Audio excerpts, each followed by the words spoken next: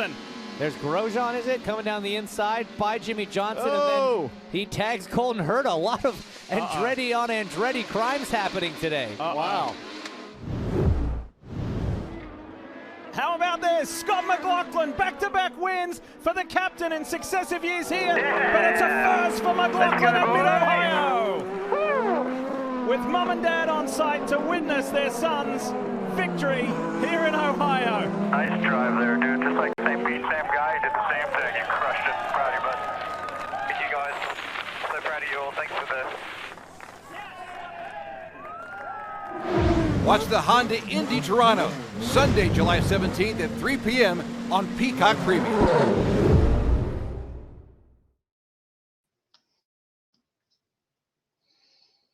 Past podcast, episode 32, where you just witnessed, well, some of it anyway, the 2022 version of the Honda Indy 200 at Mid-Ohio. That's what we have coming up here this weekend after a short weekend break. The boys are back at it there at Mid-Ohio at Lexington, Ohio. To be exact. So we're going to take a look at that race coming up this weekend.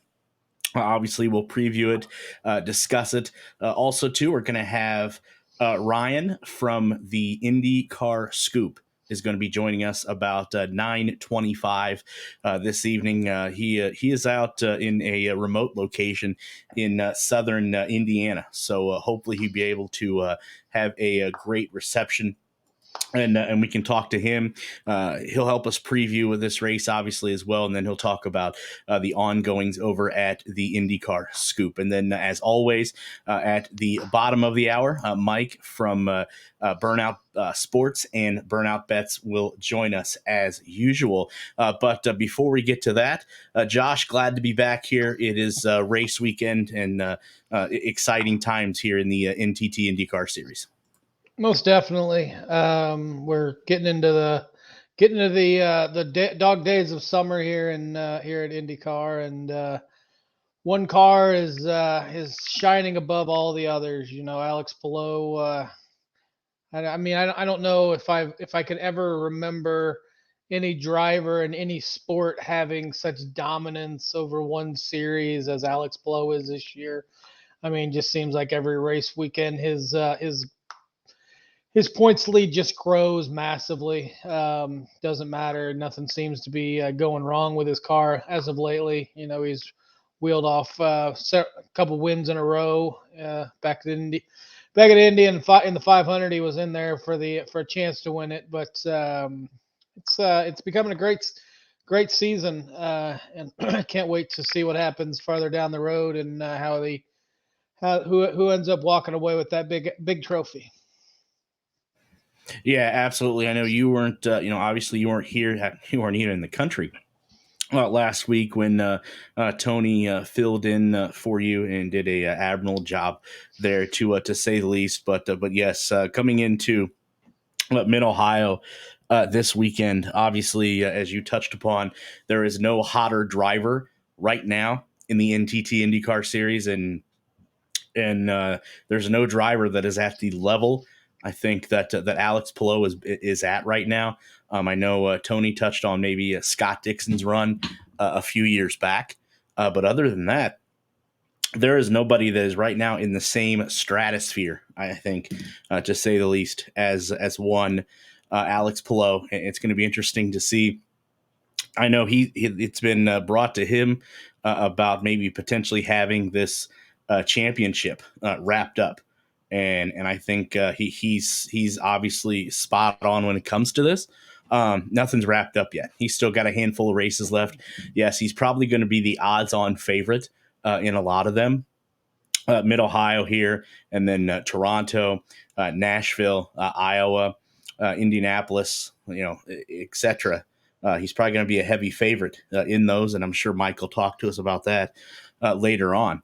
But the run that we are witnessing here from Alex Palou right now is one that is it's going to be hard to touch, I think. And if he continues to not only finish P1, but just finish consistently in the top 5, it's definitely going to be hard for anybody in the top 5, top 10 in points to catch him right now.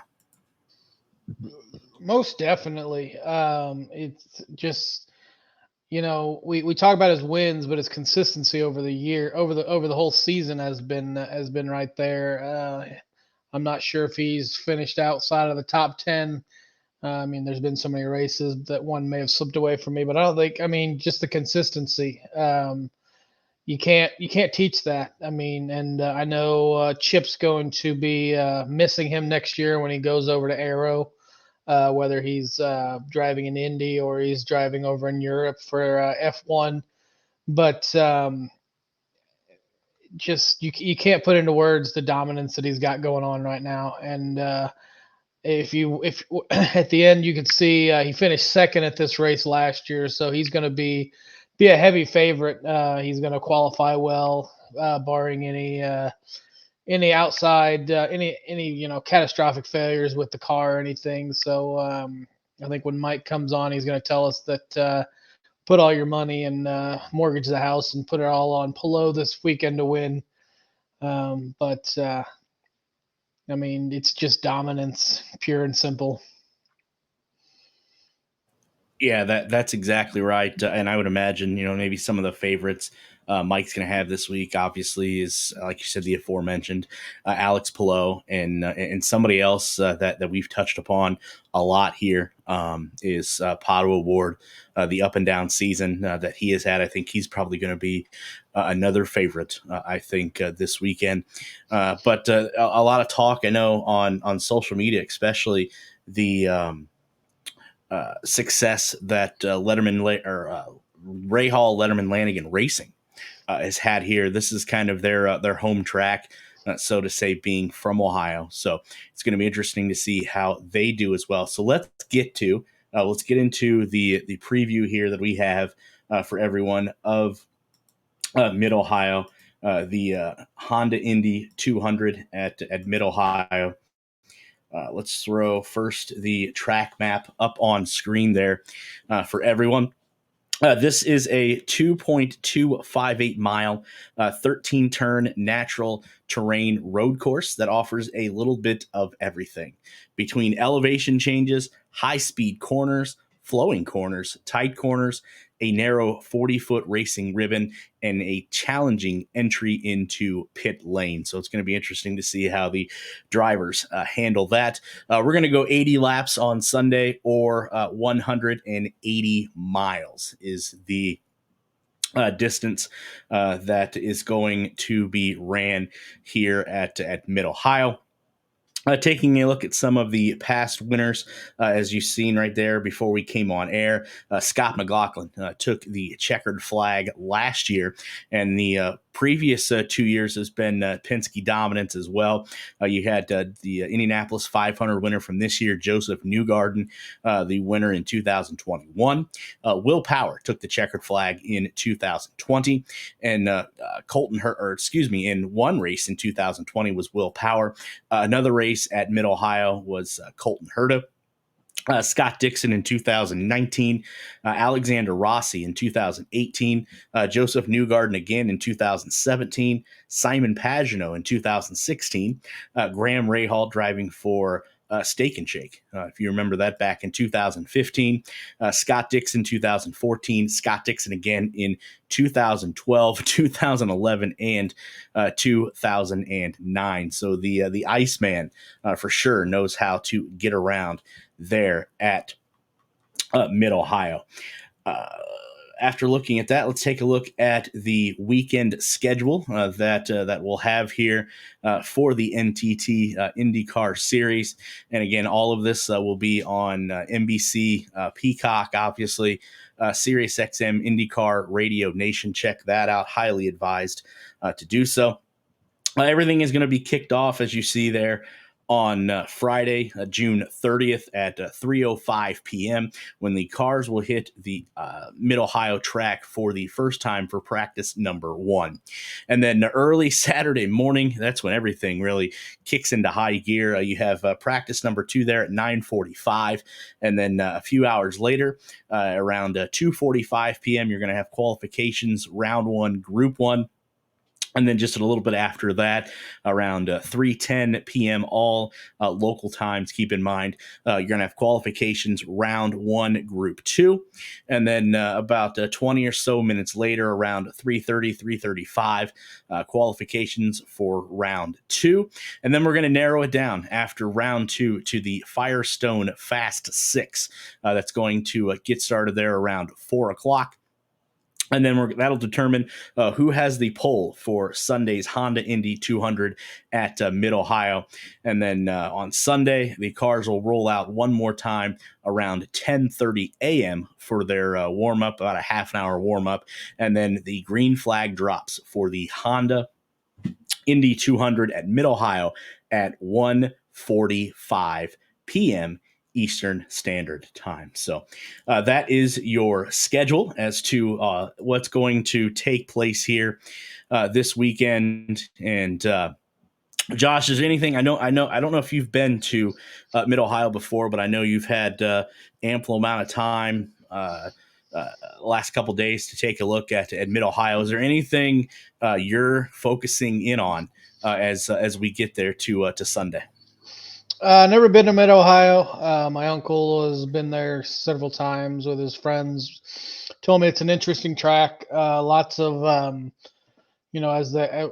much as I can bumping, and you're going too wide into a turn, and it's kind of like a game of chicken where who's going to let off first. In the preview, we saw a bunch of cars getting into it, going wheel to wheel last year. So I'm looking forward to seeing some good competitive driving. Hopefully everyone stays clean and nobody gets hurt or goes into the wall, even though they have those safer barriers there.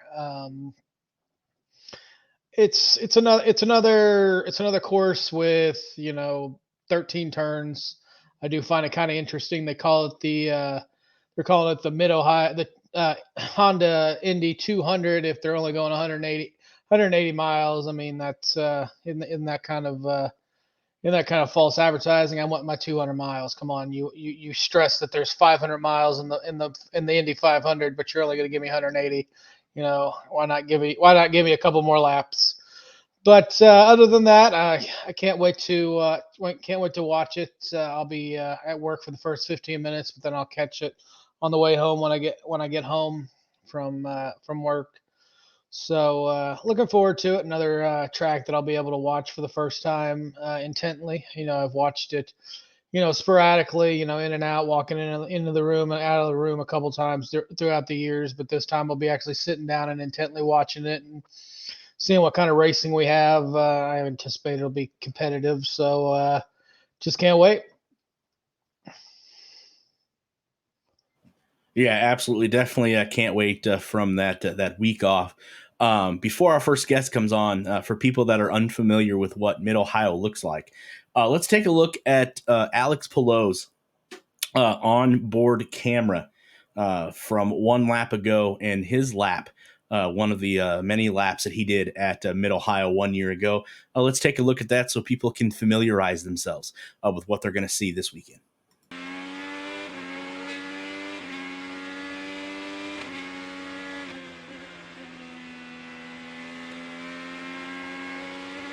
Keep pushing. Pajo's now behind, coming out of the pits.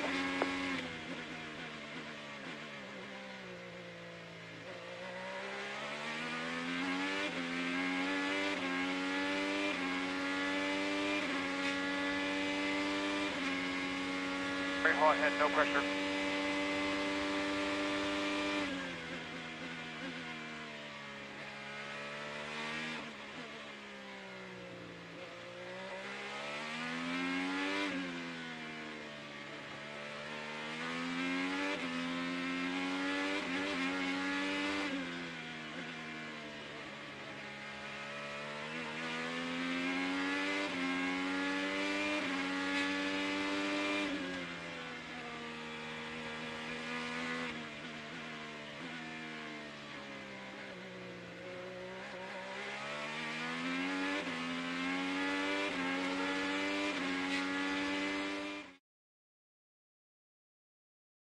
from Alex Palou's on-board camera just 1 year ago. So hopefully people were able to familiarize themselves with what Mid-Ohio looks like. And keep in mind that that lap that Alex Palou put in 1 year ago, actually, you were just on board with it, was actually the quickest lap of the race. So that's what Mid Ohio looks like. Definitely going to, it's going to be an interesting race. And I think it's fair to say, Josh, that the first handful of races that we have gotten this year have all been really quite competitive, from the opening weekend in St. Petersburg to Texas to Birmingham, Alabama, and then to Indianapolis for 2 races, Detroit, and then trying to think, and Road America. There we go. I had to think a minute. But yeah, I think so far the handful of races that we've gotten in the 2023 season have been, for the most part, quite competitive. Yep, they have, and I don't know what the seeing I wasn't on the show last week. I'm sure you had the had what the viewership for Road America was, but it seems like every time we're pulling up ratings and how many spectators watched on TV, the numbers keep going up and up. So, and I think we're getting more and more eyeballs on the sport, which is always good for any sport. I just hope that we can keep that IndyCar can keep going strong. I'm saying we as in as if I'm part of the thing, but I am part of the fan base, and I hope we can keep keep our viewership going up and up, and expand the sport even more. Getting more and more sponsors to be able to come in. Ones that actually are more visible to us. You got different companies. Kraft, ketchup. All kinds of different ones that we can get on, get new liberties for the cars. So it's been a good season so far. Can't wait to see how it ends. Yeah, it absolutely has. And actually, we had a special guest actually pop in 1 week ago. For people that have not seen last week's show, current Indy Next points leader, actually driving for Able Motorsports, Nola Siegel. Actually dropped in. Tony was up there in Wisconsin, helping Able Motorsports out there with testing. And as he was obviously on with us last week, Noah was able to actually drop in for a few seconds in between going to different meetings. So had a interesting special guest on 1 week ago. And you want to talk about the role that Alex Palou is on.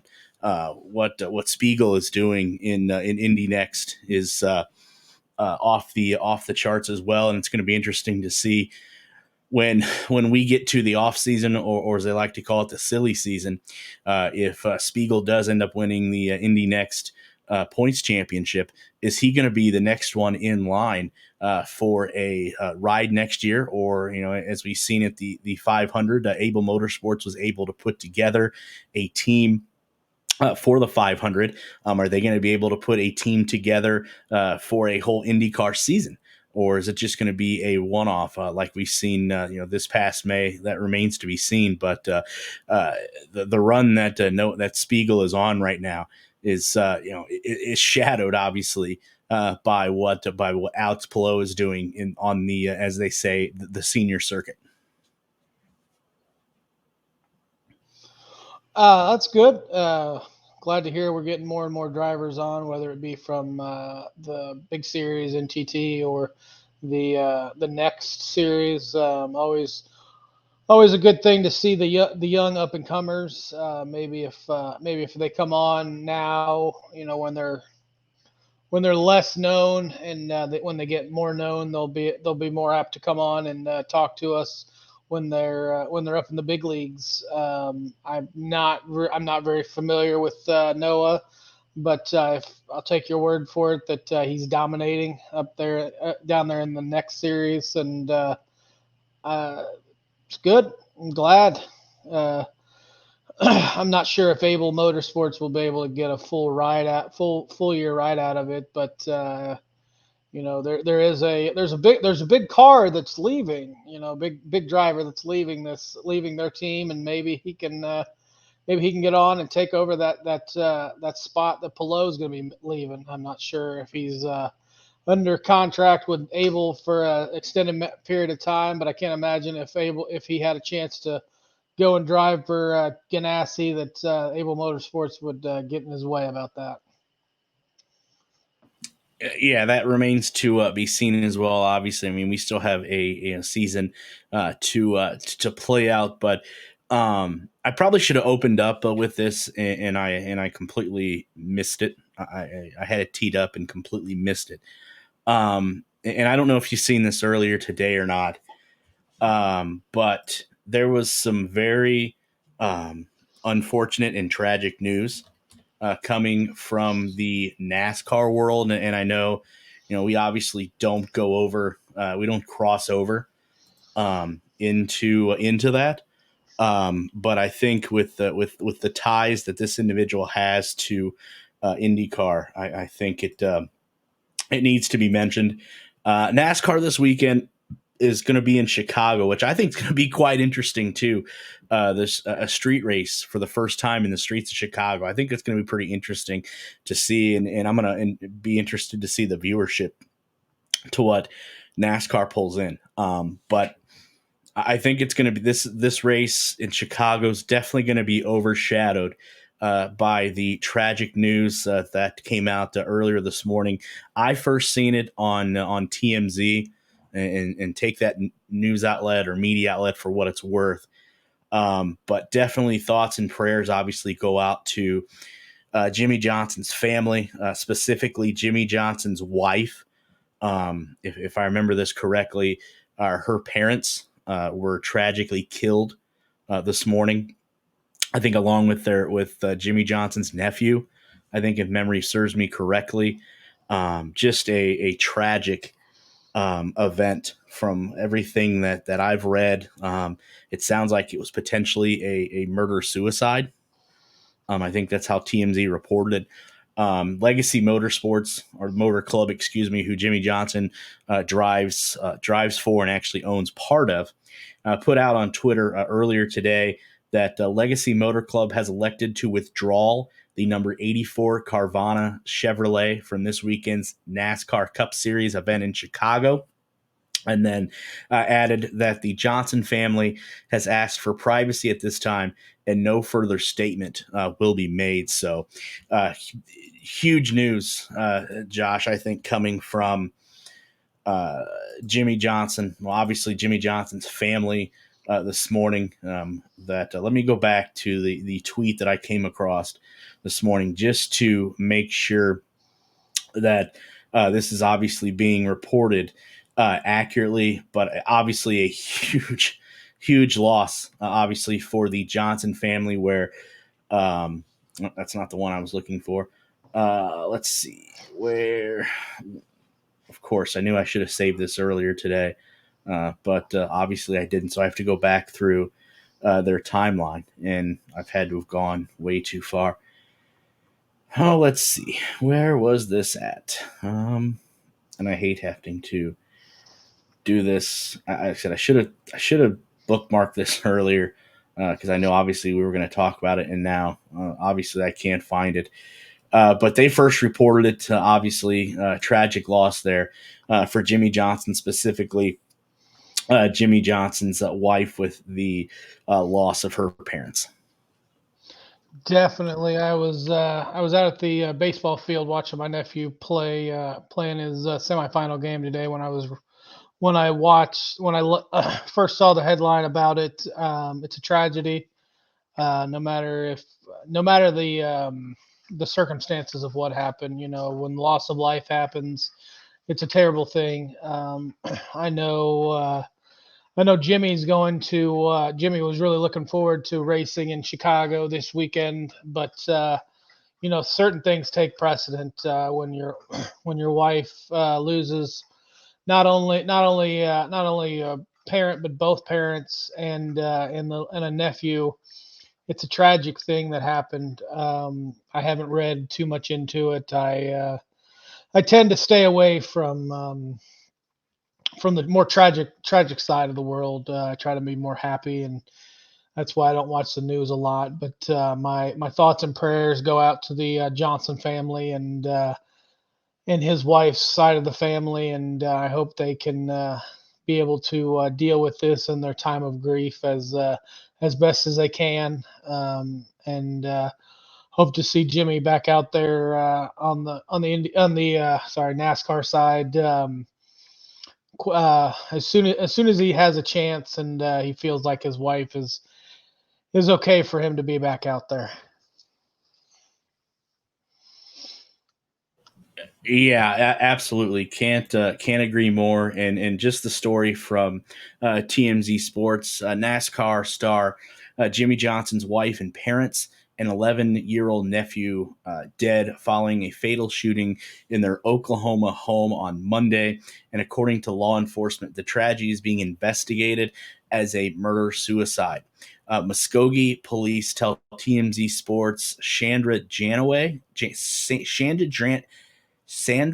Janaway's parents, Jack and Terry Janaway, and nephew Dalton Janaway, were found dead shortly after 9 p.m. after receiving a 911 call from a woman who reported someone with a gun before hanging up the phone. Cops say Terry is considered the suspect, but the motive is unknown and currently under investigation. It's not clear if she's the one who made the 911 call. So that hopefully gets everybody there on the same page. But yeah, absolutely. What a tragic event that anyone would have to go through. Me personally, I know what that's like, and a lot of things I think run through your mind when something like this happens. And obviously Jimmy is a competitor. He is a racer, but I think more importantly, he's a human, and obviously he's going to do what he thinks is necessary, and which is obviously, I think, racing is. I don't think that's even in his mind right now, because what he I can relate to what he's going through, but more importantly, what his wife's going through, losing both of her parents, and then losing her nephew at such a young age. A lot of things go through your mind when you get the news of something of this magnitude and something of this nature. There's a lot of, obviously you have a lot of questions, and you don't get a lot of answers.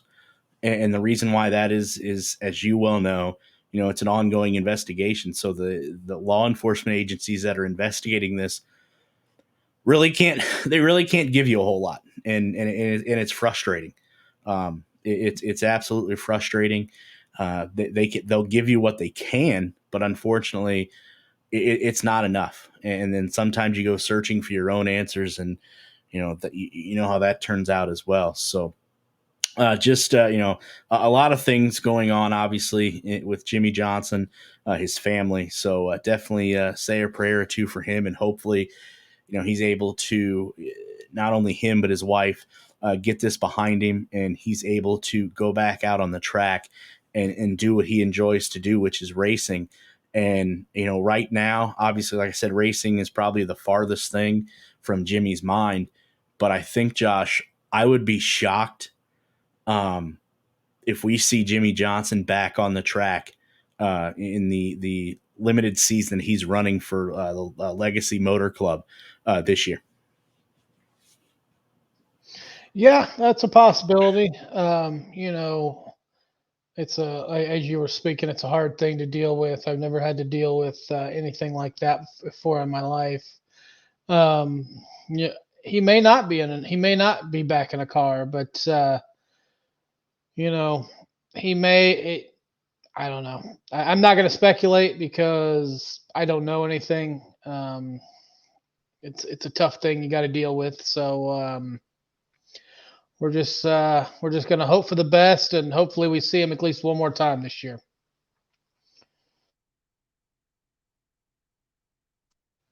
Hey, you might want to take your mic off your mute.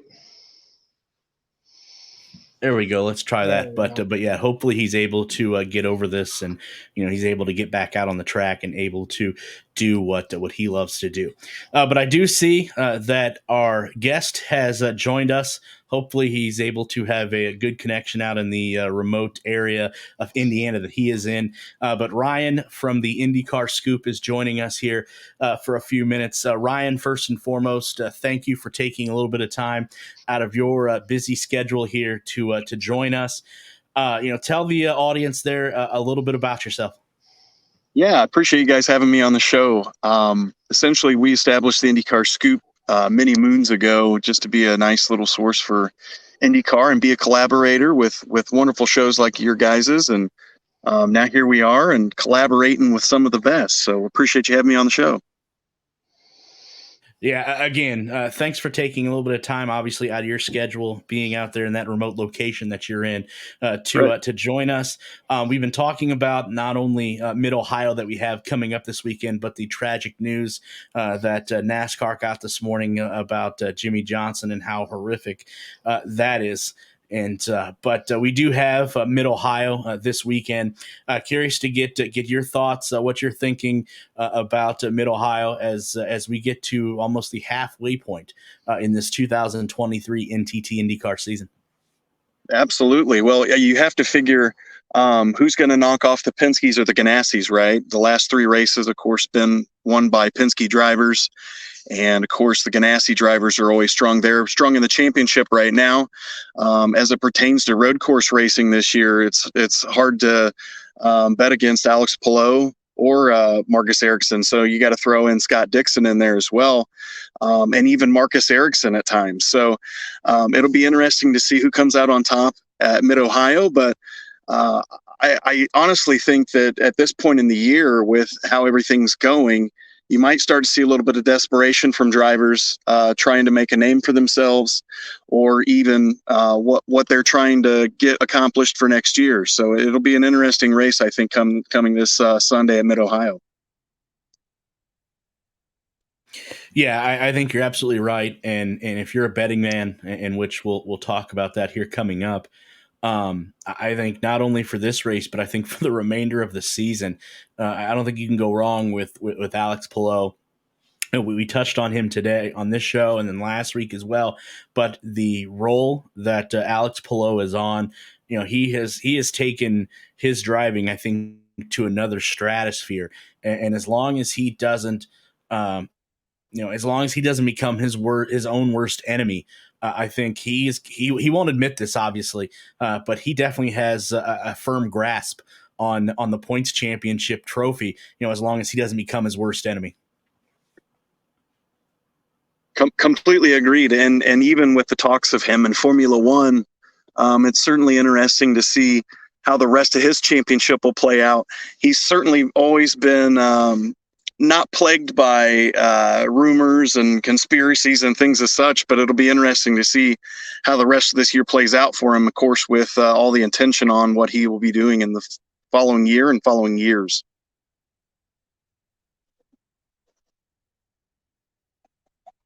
Yeah, it absolutely is, and you sounded like a little alien there. So hopefully there wasn't any interference. But yes, what a way that Alex Palou here could be going out, Ryan, as a two-time NTT IndyCar Series champion. I think it's well known. Obviously, he's going to Arrow McLaren next year. Now, is that in IndyCar? Is that Formula One? I think that still remains to be seen. But the pace that he is setting here for the remainder of this 2023 season is obviously one that may not be able to be touched. I know also too, you talk about people that are trying to make a impression. Well, I think there's going to be a lot of uncertainty going into the off season, especially when it comes to a specific team that's at their home track this year or this weekend. Ray Hall, Letterman, Lanigan Racing. I know they've been up and down. They've gotten rid of some of their top brass, their engineers, etc. Curious to hear what you think what they're going to do this weekend, like specifically being at their home track. I absolutely agree with that. I'm not so sure that we'll see Jack Harvey back next year or not. He may be a player in the game that essentially might not be a part of it. But it's interesting to see what Ray Hall, Letterman, Lanigan will do in the next year. And I also want to pinpoint here as I'm looking at the stats for this year and the road courses specifically. Arrow McLaren Racing is certainly somebody to watch too. I think all three of their drivers have top 10s in road course races this year. So that is definitely interesting as well.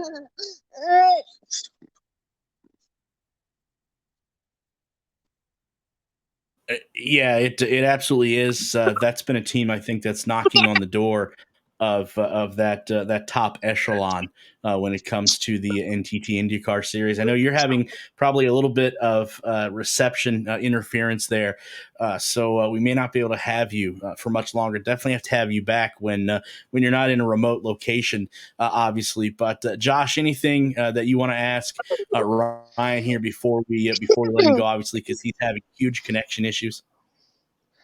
Hey, Ryan, you're coming through loud and clear on my end. Just want to thank you for coming on. What do you think? Why do you think Pato Award's been struggling so much this year? I mean, he had a promising future coming into the year. He just hasn't been able to put it all together. What do you think? You think something's going on with the team, or you think it's just bad luck? I think that he maybe was under the gun a little bit and trying maybe a little too hard. I think that's what honestly bit him at Indianapolis. Should he have stuck it in there? Should he have not? You never can tell from that, but it's interesting to see where he goes from here and what he can do towards the end of the year. So. Yeah, we were really high on him this year, and I was of the opinion he should have stuck it in there. You know, he learned from last year. He wasn't going to get.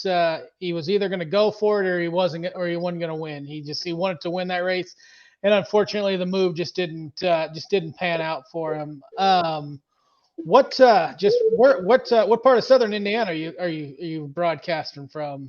We're actually in the remote parts of Columbus. I had to touch the old hot spot up here to get more or less acclimated with the show and with the software and whatnot. But yeah, we're out here in Columbus, Indiana, definitely in the southern part of Bartholomew County. So well, you're coming in pretty clear for being down there. I think Derek's having problems with his headset. That's why he's not wasn't hearing you too well.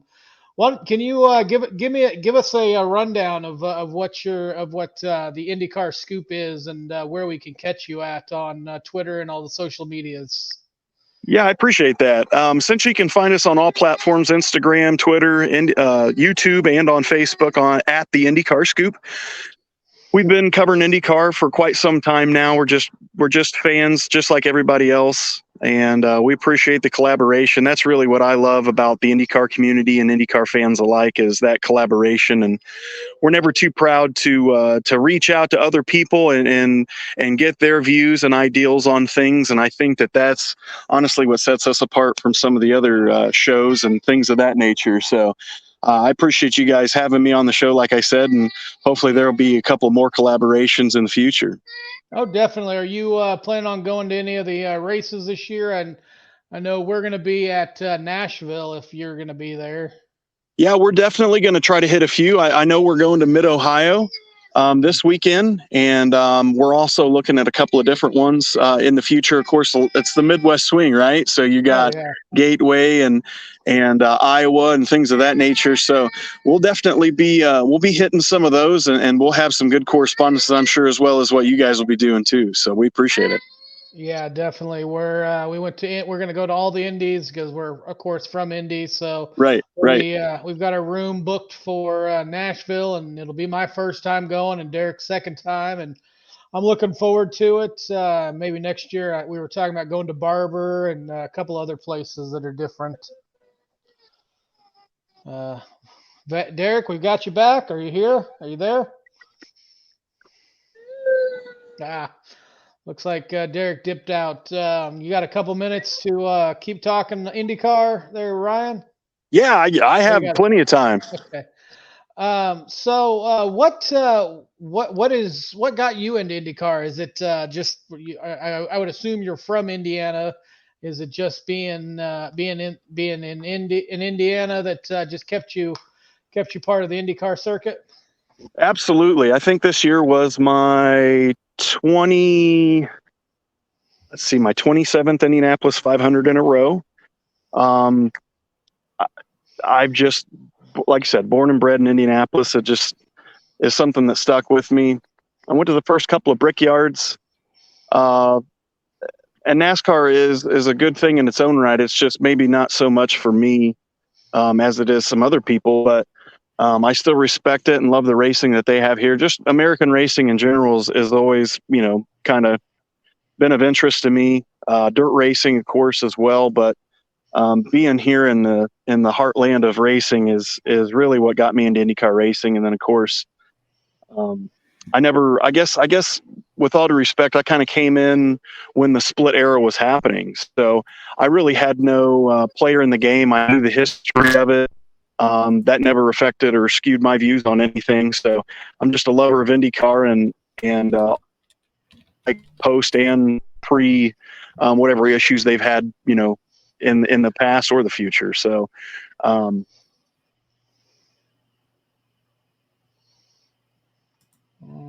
think we lost Brian there for a moment. We got you back. We got you back there, Derek. Yeah, I don't know what the heck was up with that, but I got back into it, and obviously now it's working. So I don't know Oh, what the there he deal is. is, There's but Ryan's back. there's We lost Ryan. you for a moment there, Ryan. And there he goes Yep, again. and I think he is frozen. So hopefully we'll be able to we'll get him back here on one of the future shows, and hopefully I don't have audio issues, and then obviously he'll have a better connection. But I do see that our next guest here before we close things out Mike. is joining us, and Mike from Burnout Sports, Burnout Bets.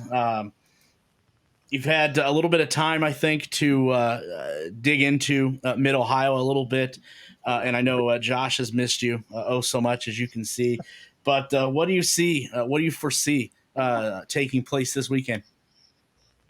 Oh man, yeah, good to see Josh again. Wouldn't be a push to podcast without some audio, video issues. So something always creeps up, some sort of grumbling. But hopefully you can hear me all right down here in Florida. But yeah, man, this is a tough race to handicap. Here's the way I'm looking at betting this race is I think you have to wait to place your to win bets till Sunday morning after qualifying. You need because it's just qualifying is. I think we know who the players are. We just don't know, those, I'd say, I don't know, 6 to 8, 6 to 9 drivers, where they're going to end up on the grid and what crazy thing might happen in qualifying. And so I think you got to watch that, see where they qualify, and make your to win bets on Sunday. And I think you can make your top 3 and your top 5 bets before that. So I think you pick off those drivers that we know are strong. So obviously McLaughlin is strong here. He won last year. Power came from 21st to first. He knows how to pass here. So those, you got your two, even you could probably throw Newgarden in there. You got your 3 Penske cars. You got Polo, obviously he's the top 3 machine. I'd be looking to grab his top 3 number if it's a little inflated. Award is super strong at this track. Could have won at this track. Herta from the Andretti camp is strong at this track. Dixon, obviously he's got a ton of wins here. Now that's pre-aero screen, but he's still Dixon. When it comes to saving tires and stuff. So, man, I think I just spouted off 7 guys. Like, I think those guys you decide, you see what their top 3, top 5 numbers are. You bet those on Thursday. and Friday, maybe even after practice on Friday, you see who comes out hot. Maybe you can get some good numbers there. And then you got to wait and see what happens in qualifying because, while you can move and pass in this race, most of your podium and your winners are going to come from the top 6 guys, the guys who make the fast 6. And man, in IndyCar, these guys are so tight, so close on these tracks. The times and the splits on these tracks are, within thousands. So it's a tough race to handicap. I think you got to kind of bet numbers and not drivers, and you just got to see what numbers the books put out on this one and go from there. Definitely. I was talking earlier. You were going to come on here and tell us to mortgage our house and put all our money on Pelot to win because he's just having such a dominant season so far. I mean, he's got rattled off multiple wins in a row, but you didn't do that. So I guess I'll not mortgage my house. Yeah, look, Pelot. If you're going to make a big bet on him, you got to remember too now, he's racing for this title. So he might not be as aggressive and crazy. If he can just cruise in finish on podiums and finish in top 5s, he's going to win this title easy. Unless Newgarden wins both Iowa races and then wins a couple more of these in between. It's his to lose, so I just don't think he's going to be racing for wins, and I think they're going to be smart. They're not going to go crazy on tire strategy. He's going to save fuel. So he's just going to rack up these top 5s and top 3s because he's fast. But I think your winners are going to come from, the guys who probably their season's over and they just want wins. So, Herta made a big mistake last 2 weeks ago with his tire strategy. He was fast. He was fast here last year. Award, man, I still like Award. I think he's been a little too aggressive, but he's racing for wins too. So he's another guy. And then, like I said, this has been a Penske track.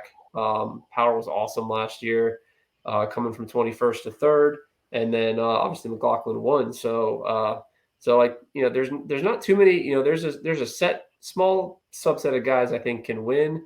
You're going to want to see where they qualify and then make your bets on Sunday. And I think you can get some good top 3 and top 5 numbers on those top drivers before qualification. So snag some 2-to-1, some 3-to-1s. Because you grab a Pelot top 3 on Thursday, it's probably going to be 2-to-1 or 3-to-1. Well, he puts it in the top 3 or qualifies top 6. That's going to go to even money at best for top 3. So you can get some good value just kind of knowing that. So yeah, man, that's kind of the strategy I'm going to probably play for this race. Again, it all depends on the numbers the sports books put out there. They hang a big number on somebody like a Pelot that give us a 10-to-1 or a Herta or a Ward gets up to 10 to 12, 15-to-1 to win. Yeah, I'm going to jump all over that. Anything 5, 4, 3-to-1, 6-to-1, 7-to-1. I'm going to be hesitant there. Okay. Derik, you got anything? Mike, is there anybody, and I know I ask this week in and week out, but is there anybody that nobody's talking about, or obviously, we know how smart the sports books are, that are, giving really low odds to, that we could just throw I know in daily cash games, just throw a dart at and see what happens?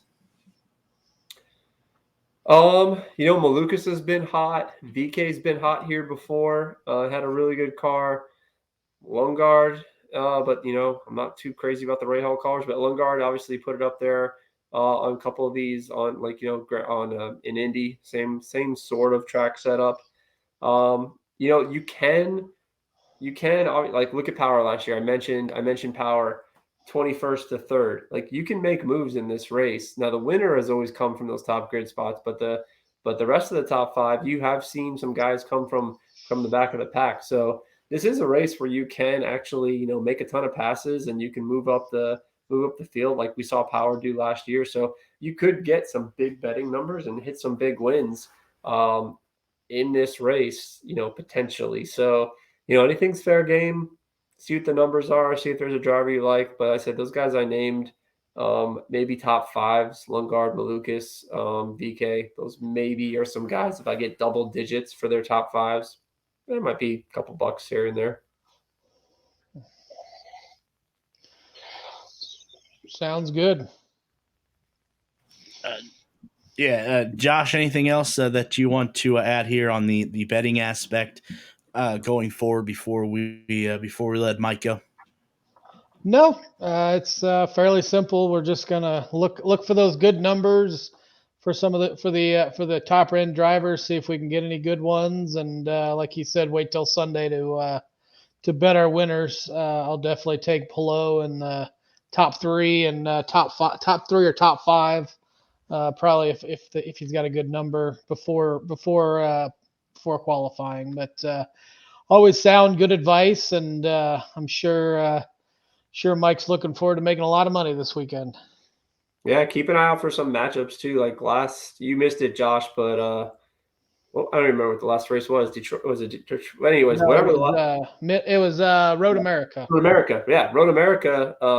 We swept the top three, like nailed the entire podium, and there was a big matchup, Ericsson over Lundgaard that everybody put a ton of money on and cashed on that, and that was fun to watch. So hopefully, you never know, these matchups pop up, and sometimes like that was a big mistake by the sports books. I thought, even though they ended up finishing literally next to each other.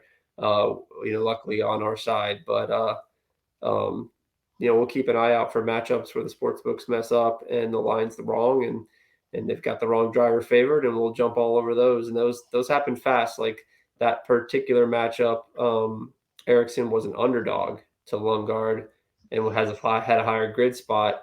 And within 3 hours of me posting it and some other guys posting it and retweeting it, it flip-flopped entirely to where the number went from even money all the way to minus 160, 170. So that's a big deal when it comes to long-term profit. So yeah, be quick, but keep an eye out for Twitter.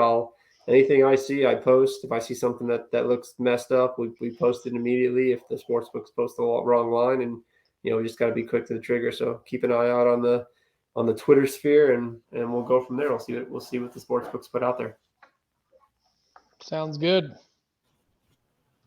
And then I don't know if you and Tony have talked yet, but for people that are unfamiliar, you two usually do a Spaces either the night before or day of. Anything noteworthy on that yet?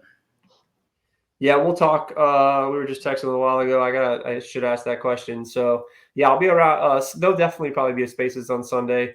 I'll be around this Sunday. And definitely be gearing up to watch the race on Sunday and having a few drinks, hanging out at the beach. So so there'll definitely be a Spaces, and we'll have. I'll tweet the card out beforehand, and there may be even some more stuff popping up with some of the a couple of the F1 bettors have been interested in some of the IndyCar stuff, so I might do some Spaces with them. So just keep an eye on the Twitter stuff, and we'll hopefully make some money again like Road America. Thanks, Mike. Cool. Definitely can't wait, and I think obviously can't wait, and I think we're both jealous that you're going to be on a beach and we're going to be here in the middle of corn in Indiana. But Mike, huge thank you as always for joining us. Look forward to having you on 1 week from now to hear about all the money that you and everyone else has won this year. Fingers crossed. Good luck, guys.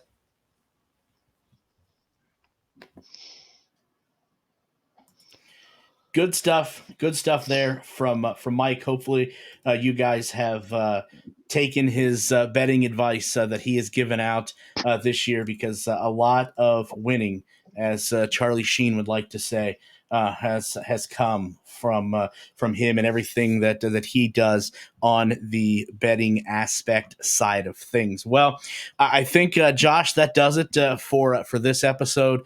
Hopefully you got something out of it. We'll be back in 1 week's time to discuss and talk about what took place here at Road America this weekend. Maybe we'll see if we can, if Ryan is back in a remote location. Hopefully he'll be able to join us. See if we can get him back next week. As he just sends out a message saying, "Sorry, my son was acting like a fool." That's perfectly fine. Don't have a problem with that, but we'll see if we can get him back next week and see if we can have him on for a little bit longer. But for myself, Josh, and everyone else here that makes up the Push to Pass podcast, The checkered flag has now dropped, and we will be back in 1 week's time to discuss what took place this weekend at Mid-Ohio. So long, everybody.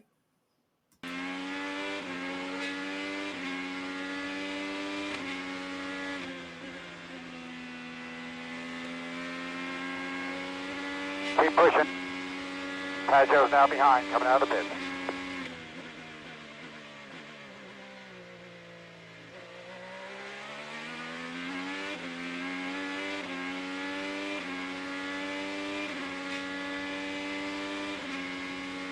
Very hard head, no pressure.